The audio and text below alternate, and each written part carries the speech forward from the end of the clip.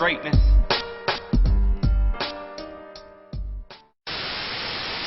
What up, YouTube? It's your boy Capital Chris coming at you from the home base, and welcome to the first episode of Cap CTV. Let's kick things off with a little bit of hip hop news. First things first, Mighty and the Sword Records. We got a lot of stuff going on. Just from myself personally, I'm currently working on my debut album in hip hop called Capital Punishment. I'm hoping to release that sometime around August 21st. Give or take a couple of deadlines being made.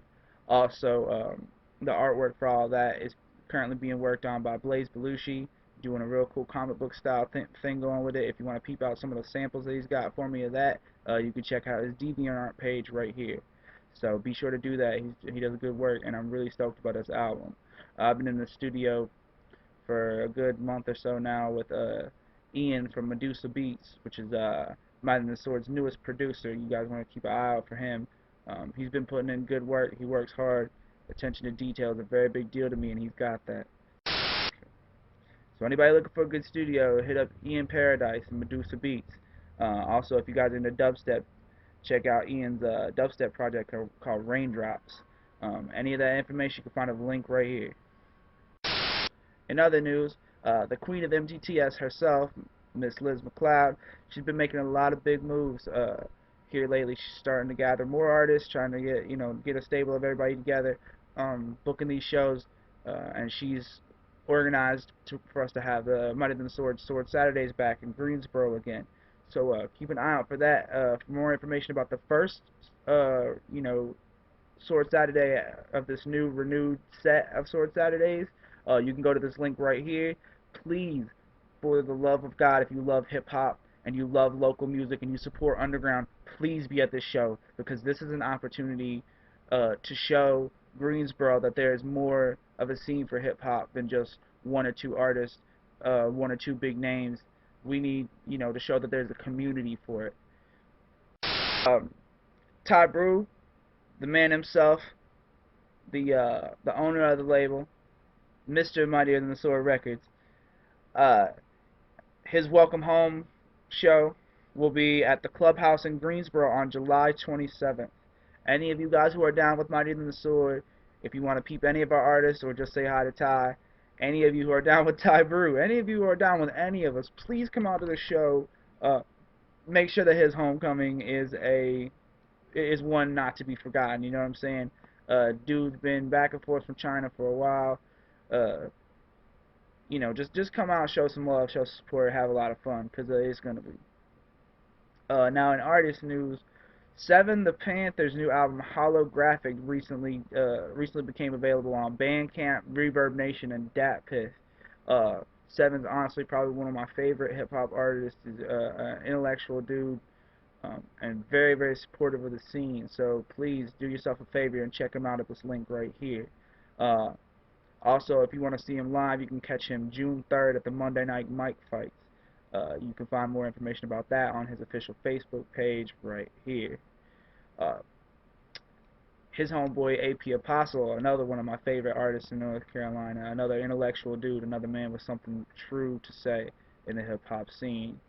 AP, he's going to be producing several pop projects, including his own solo album, which will be called Makeups to Breakups, and it's gonna be dope. It's gonna be great.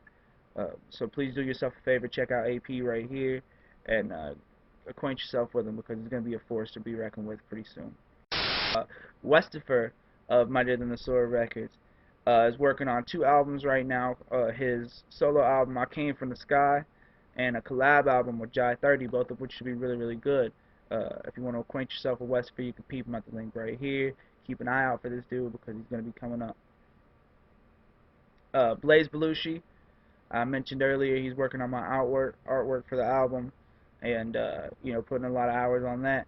But on top of that, he's also currently working on Revenge of the Nerd, which is a project a nerdcore hip hop project that he's been working on for a while, and pretty stoked to see what comes out of that.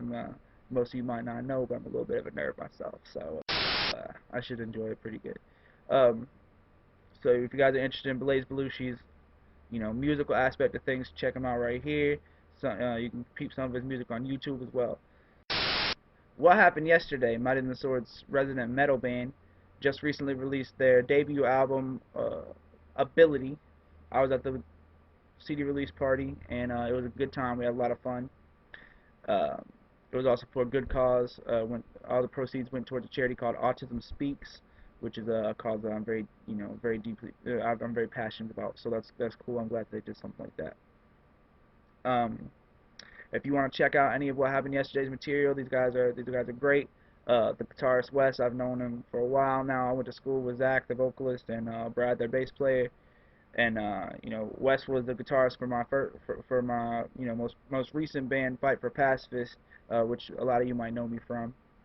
Uh, please check them out, give them some listens, support the music, because what they do is a little bit different than what all these other metal cats are doing, and I think they'll be doing some big things pretty soon. So show some family love to them. Show up on their Facebook, YouTube, anything like that. You can find them at these links right here and here. Medic's Grayscale 2 just recently released as well. You can find that on iTunes. It's not an album to be overlooked. Uh, Medic is a very entertaining individual. He's a really cool dude, and he's been doing this for a while. If you haven't heard of him by now, then that's on you. But please do yourself a favor and remedy that. Check him out at the link right here. Like I said, good cat. RO, Mighty and the Sword's newest artist edition, has a show on June 9th at the Piano Man in Cornelius, NC. I had the privilege of meeting this cat on the Tremont Music Hall QC 420 Festival show, and very humble dude, really nice guy, musically very, very talented. So please, do yourself a favor there. Also, peep him right here at this link, and get acquainted with him, because he's going to be coming up in the label soon as well. In non-Mighty Than the Sword related hip-hop news, Stitchy C just recently re-released Dyslexic Dialogue under Anti-Authority Records, and is currently looking to tour soon. He's been setting things up with Anti-Authority Records, and I'm hoping that works out well for him. Should be a good time, and best of luck to him. He's given me a lot of support over the years that I've been doing this. He's given me a lot of inspiration in the hip hop scene. And if you don't know who Stitchy C is, do yourself a favor there. Google Trey Styles or catch any of these links right here. You'll find out Stitchy's been doing this a lot longer than most of the cats in the NC game have, and he does it just a little bit better than some of them. So just keep peep him when you get a chance. Also, a little bit later on, I'll have an interview with him that you guys can check out. Eddie Ruger of Iconoclast Records just recently released the Bricks to the Beats remix for Shotty Horo, Ritz, and Mike Wallace, and I gotta admit, dude, the shit is insane. It's a cut above. Check that out. This link right here. Show Ruger some love. He's doing big things in the North Carolina scene. He's definitely doing big things in Greensboro. So check it out and everything like that. Well, that about wraps it up for hip hop news. So without any further ado, let's move into the next segment. Welcome to the Nerd Corner. Now today I'm going to be talking about a video game that I know I'm a little bit late to the party on reviewing. Everybody's already said everything they want to say about it, but it's one of my favorite video games that's come out in the last 10 years. And I'll talk about The Elder Scrolls V: Skyrim. If you don't know anything about The Elder Scrolls, it's a fantasy game. Swords, sorcery, dragons, elves, stuff like that. Think Lord of the Rings in a video game, in first person, like a first person shooter. It's really like, in my opinion, a very good blend of the feel of playing a first person shooter with the depth of playing a hardcore RPG. And the beautiful thing about Skyrim is that you never run out of stuff to do. Never. I've had the game since the day it came out, and still maintain a save file from the first character that I ever made, because I still go back and play it and still have yet to run out of things to do. And by the time you get close to running out, they come up with a new DLC for it. So between Homefront would let you buy plots of land to build your own house from scratch. I mean, however you want to build it. The Dawnguard pack, which expands on vampire werewolf lore in the game and lets you be those to a greater extent and gives you a whole nother portion of the campaign. And Dragonborn, which also extends the roster of dragons, creatures, and enemies and dungeons, just like uh, Dawnguard does, and also extends the campaign. I mean, like, you're looking at a game that you can drop the money for and continue to play and come back to um, for as long as you own that the console, for as long as you own the game, because you're not going to just run out of stuff to do. Even to the point that when you completed all the quests, the regular quests, the game will still generate the game will still generate smaller side quests so that you have an excuse to go back to your old character if you just want to go and for nostalgia's sake. You're not going to be walking through an empty world of dead everything. You know, there's a living, breathing system in place there. So I would strongly recommend you check it out if you haven't. If you're a fan of first-person shooters, if you're a fan of RPG games, if you're a fan of Lord of the Rings, if you're a fan of video games in general, please do your favor and at least give it a try. At least give it a try. I promise you that you will not be disappointed. It's a fantastic game. I give it a 9 out of 10. The only reason I take points away is that this game is notorious for its glitches. This game will glitch at the drop of a hat. Um, some of them are quite hilarious. Now, I mean, like sometimes a glitch can be a benefit because it's funny as fuck. But in the grand scheme of things, there are a lot of game debilitating glitches that can occur. I personally have not experienced too many glitches that cause me not to be able to continue to play the game, but there has been the occasional time uh, where I would get stuck in a wall or stuck on a hill and the game would auto-save and I was stuck, and had no ability to continue on. It's a very frustrating experience, so definitely going to have to lose points for that. But the game is so amazing that despite having those debilitating bugs, I was still going to allow it to have 9 points because it's just that good. The story, the visuals, the just sheer array of things that you can do uh, and interact with is just that good. The scope of the game is fantastic. Well, that wraps it up for the nerd portion of the show. Now, earlier I promised you guys a interview with Stitchy C of Greensboro, former Iconoclast, current Anti-Authority Records MC, and a very good friend of mine. So, I feel like I've made you guys wait enough. Let's go ahead and check out that footage right now. Yo, what's up, YouTube? It's your boy Cap C, here with my homeboy Stitchy C. Hi. Right now we're going to do a little bit of an interview with him, just kind of see what's up. So, Stitchy, why don't you tell the people out there a little bit about yourself? My name is Stitchy C. I rap. I'm a habitual pot smoker. I like to listen to all types of hip-hop music. I like to listen to all types of classic rock music. I like to listen to all types of nursery rhymes and lullabies. Dr. Seuss, he's awesome. Yeah. That one fish, two fish. I like to have sex with women. I like getting blowjobs. I like bong hits. I like zombie movies. I like bowling. I like vaporizers.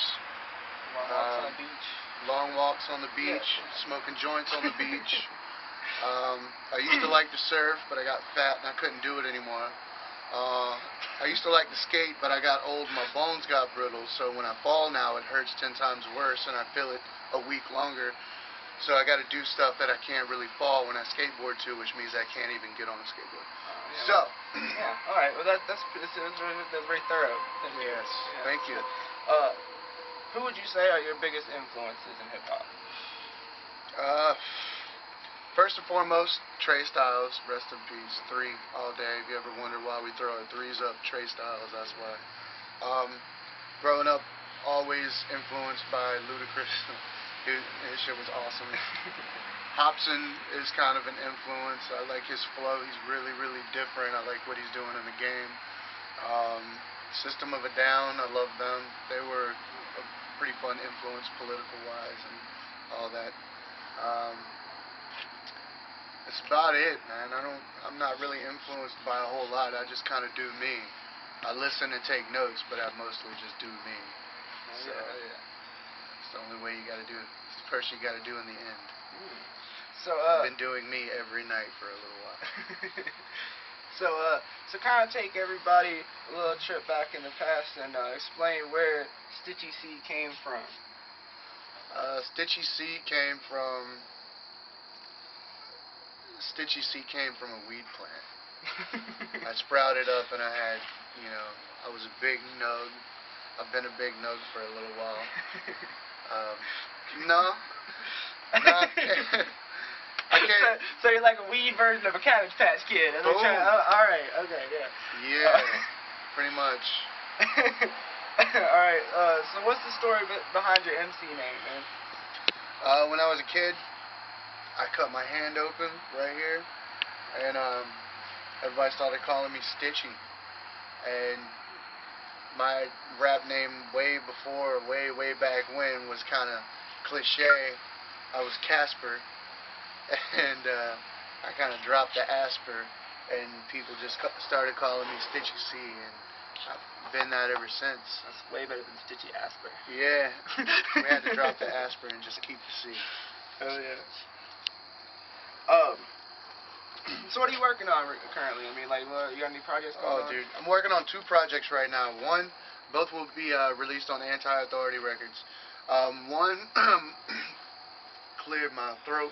The first one, which is coming out sometime later this year, I'm going to start recording production in the summertime, is going to be produced by Fritz the Cat entirely. If you're not familiar with Fritz the Cat, just think of all the Twisted albums. After Most Tasteless, think of some Proof, some D12, old school Eminem, some ICP. He even made a Tech 9 joint, I think, but Fritz the Cat will be producing my entire next album. And then the next project I'm working on after that is already titled Sir Stitchimus, and it's going to be featuring the likes of Captain Chris. It's going to have some Lil White on there. It's going to have some Danny Boone from Rehab on there. Got a lot of surprises coming along, and that's the next project. So just imagine what's going to be happening throughout the course of this year to make that project even more sweeter. Going to be produced mainly by Carson Palmer and the Graduates on some heavy type, like some trap bassy shit that's just off this wall. Make a chick in the back seat. She's pregnant. You're bumping Carson Palmer's beats in the system. She's having a miscarriage. That's the type of beats that Carson Palmer throws at you that will give a pregnant chick a miscarriage, and I love it. We here at My Dude in the Store do not condone miscarriages. I don't condone miscarriages. We do condone fat bass beats. Anyway. Alright, in a perfect world, you could have anybody you wanted to, man. What would be your dream lineup for a show? I mean, how many slots do I get? You gotta cut it off somewhere. Man, let's give you let's keep it simple. Let's say 6. 6, dead or alive? Or all alive? All alive. Alright, we'll start with Bob Marley. Alive. I'd love Busta Rhymes, Ludacris, Atmosphere. Who else we got? Probably Killswitch Engage. Yeah. What is that, 4? Yeah. Okay. Hobson and Eminem. Alright, so what he's saying is be on the lookout about 2016 or 17. We were putting together this whole Hobson, Killswitch, Ludacris, this whole event here. It'll probably go down somewhere in the middle of fucking nowhere, cause and it'll probably be a $2 million project. So there'll be some mortgages and shit involved. Yeah. Anyways, so what's your favorite show that you've done so far? And kind of tell the people just a little bit about it. Well, you got to kind of specify because I've done so many shows. I do Oh. Stitchy C shows. I've done Trey Styles shows. I've done Eddie Ruger shows. Let's say your favorite Stitchy C show. Your favorite, you rocking the stage as you know, like getting your time in. I would have to say my first time opening for the Cottonmouth Kings at the Fillmore in Charlotte.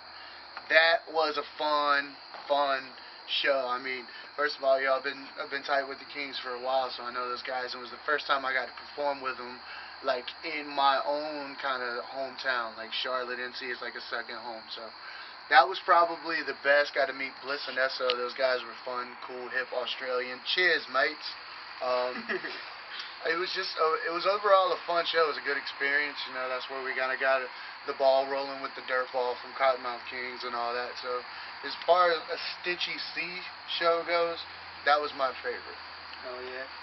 So I guess a good follow-up question to that would be, what would you say has been your most epic moment in your life since you joined like the hip hop world? Like the most epic hip hop moment that you've had since then? I was on stage in Disco Beach, or I was on stage in Acapulco at Disco Beach in 2006 for MTV2 and Maxim Magazine Spring Break. I had 4,000 drunk, screaming college girls in their bikinis, and they were just, yeah. Yeah. Yeah. Okay. That was probably the defining moment because I think even then I was kind of a fat fuck, but I was enjoying it a whole lot. And you know, I was in Maxim Magazine for that. On MTV2. I wasn't on MTV2, but they aired footage from the show, so that was cool. Oh, yeah. That was probably the favorite part of the life right there. So you've been in this a while, you know, you've been doing this a whole lot longer, and if anybody in the music scene here has got a legacy, you know, it's you. What would you say, if anything, would be your biggest advice to anybody trying to come up, you know, in hip hop, especially, you know, like just trying to make those first steps in the local scene and things like that? In the local scene? Or like this Just local scene, or just out there? Just out there, just period. Anybody who's trying to come up, anybody's trying to get out of the basement and get out there and start making a name. Save your money. Save your fucking money. If somebody buys one of your CDs, save that $10. Put it into something. Record, buy beats, whatever. Press your shit. You know, whatever money you get out of it, save that shit. Don't buy no weed. Don't take your girl out to a nice dinner like, hey baby, I sold some music. I got money now, because it don't work like that. You know? You don't know when your next CD is going to be fucking bought. Like, save your money. That's my advice. Save your fucking money. Do you really have anything else that you want to say to anybody? You want to give any shouts out, or like, you know, just bring anything particular up? Shout out to my boys in the Iconoclast crew. Those are my dudes right there. Best friends for life. Eddie Ruger, Philly Fresh, Ty Brew, Arsenic, C-Pit, all those fucking dudes, you know. Shout out to Mightier Than the Sword Records. Shout out to my dude, Capital Chris. Shout out to Chris behind the camera. Shout out to my label, Anti-Authority Records, my manager TJ, Delusional, my label mates, Enema Squad, like all these cats, we're out there working, you know. Shout out to my kids, Ava Lee and Trey. I love you both dearly. And shout out to all the fucking stoners out there making the movement possible. I think, just saw yesterday in New York, the legislature is moving to legalize. Go New York, man. It's finally happening for stoners. We're down here in North Carolina in the Southern fucking Baptist Bible Belt, so good luck on that happening anytime here. But the rest of the world, I love you. Good job. You're doing something right. So, well, that about wraps it up. To all the viewers out there, once again, it's my homeboy Stitchy C. Show them some love. Tell them where they can find you at, man. You can find me at Twitter, at the real Stitchy C. That's The little A with the twirly thing. Boom! Yeah. THEREL. Can you go with me? Can you spell out Stitchy? THEREL. STITCHYC. Damn, dog. Boom! And then you got Instagram, it's just Stitchy C, STITCHYC. Follow me on Facebook at The Real Stitchy C. And then, what else? ReverbNation.com/StitchyC. I'm telling y'all, I'm number 3 in North Carolina right now on those charts. Oh, yeah. You know, so we're trying to get it up there. Hey, numbers don't lie. No, numbers don't lie. For anybody that didn't catch any of that, you can check it out on the links below. Alright, that's it. Welcome back. I had a lot of fun doing that interview. Me and Stitchy, we get along great, and it's always fun just chilling with him anyways. So before I go, I want to leave you guys with one more thing. It's a little segment that I'm going to have at the end of every episode called Story Time, where an artist shares a story from their past, or you know, just to kind of enlighten you, or just, you know, to get a little laugh or something like that. So, you know, check it out.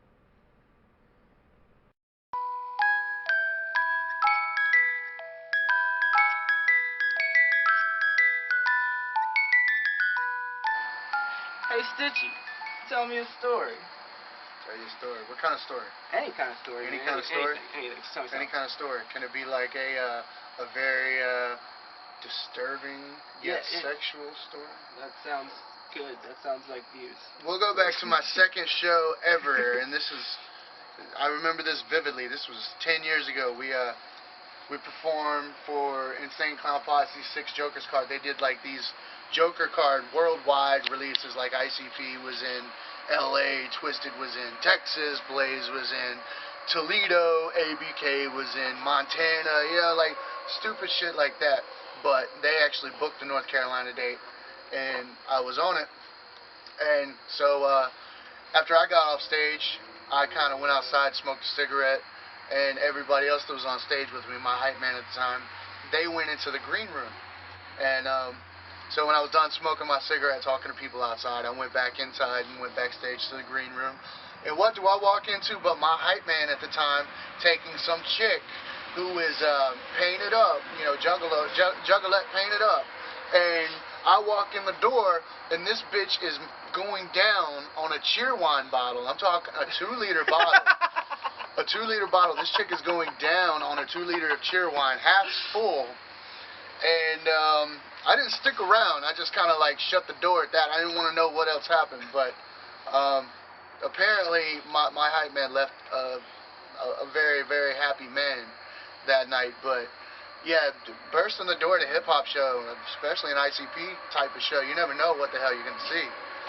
No, that was my green room, and it's being overtaken by painted-up sluts and Cheerwine bottles. You know, not mixing together very well. So there's my story for Capital Chris. So I think the moral of this story, I think what we can learn is that be careful. Wipe the top of your Cheerwine bottles off. Please don't sue us, Cheerwine. Yeah. Yeah. I don't have any money, so if you sue me, you'll get like $1.50. I don't think so. I mean, Cheerwine, we're helping you guys out. We're getting your drink out to a different kind of audience. You're in California now, we hear, so I have a lot of fans in California. So I'm going to tell them to run out and buy all the Cheerwine possible so you guys can expand more in California. And I love Cheerwine. Sponsor me. And keep in mind, from now on, the people that view this will forever find Cheerwine synonymous with pussy. So I mean, that could be beneficial for you. Yeah, it's 2 good things right there. You know, if you don't know what Cheerwine is out there, it's born and bred here in North Carolina. It is a cherry soda that is the finest bit of soda you will ever find in your life. When me and Philly Fresh drink it, we actually drink Cheerwine out of glass wine mugs. So you see me and Philly walking around with something dark and cherry. You see me and DJ Philly Fresh walking around with that soda in a wine glass. You best believe we're drinking Cheerwine. So I don't drink wine. I drink Cheerwine, and I put it in a glass, and it's awesome. Cheerwine. Welcome to the South. Yes. So. Well, that wraps up the show. I hope you guys like what you saw. If you have any interesting questions or comments, leave them in the section below. And be sure to subscribe to my YouTube channel and hit me up on Facebook. Peace out.